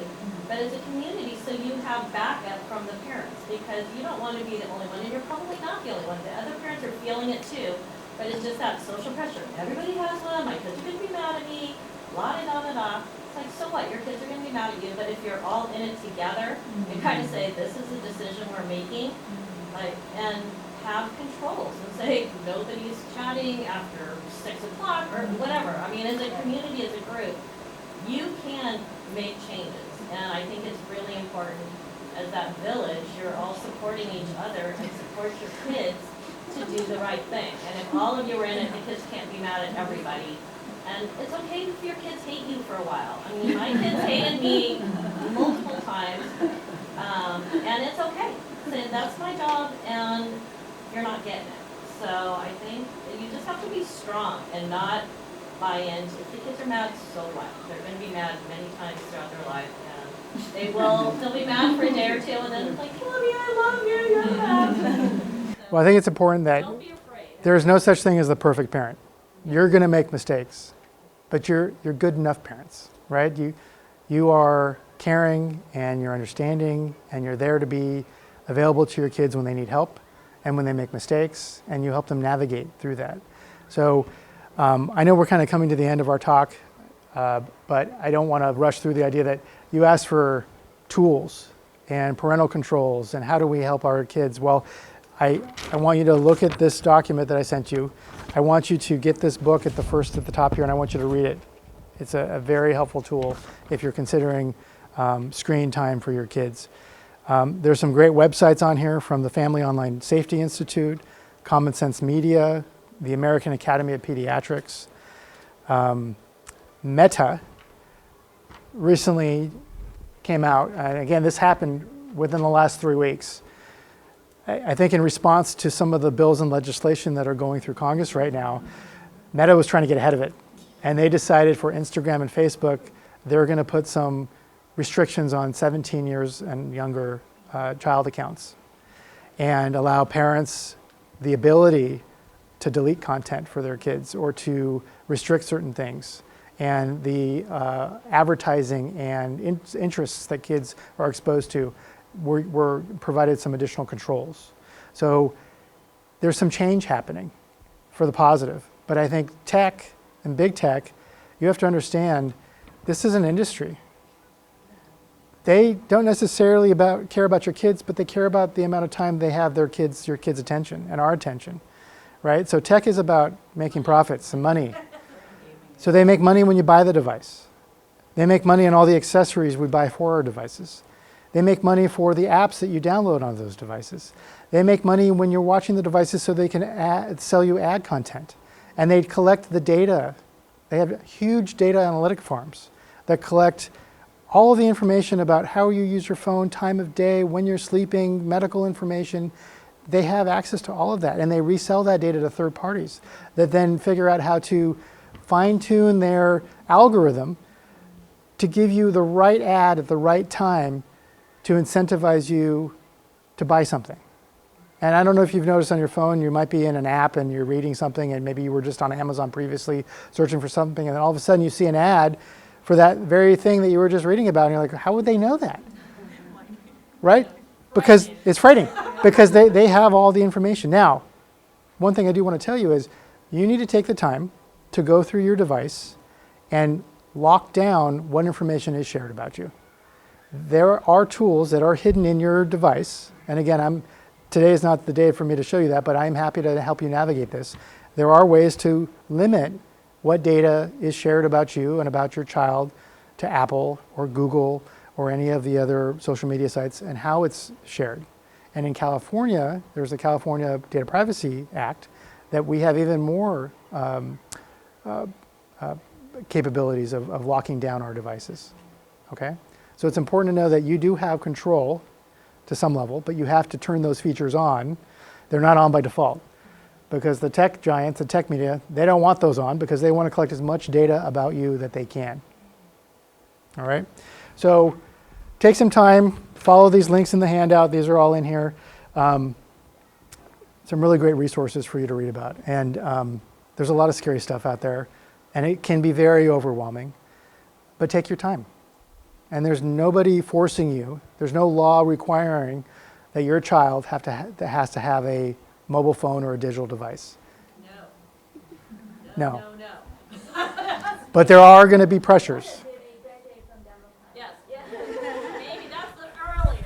Yeah. When they graduate. Yeah. They don't need a phone right now. Any other questions I can answer? I spent a lot of time in the beginning kind of talking about how I do things and my experience with my kids. I think was one of the reasons Marcy wanted me to come talk to you today is because I do have 4 kids. They are teenagers and they are living this today and they've gone through it. So I was happy to be able to share some of those stories, but I'm happy to answer any questions that you have. You have my contact information at the bottom of that document. This is part of the thing that I do is I come to people's homes and I set up wireless networks and security protocols and permissions and help you decide how to manage devices and give you a little bit of lesson and experience.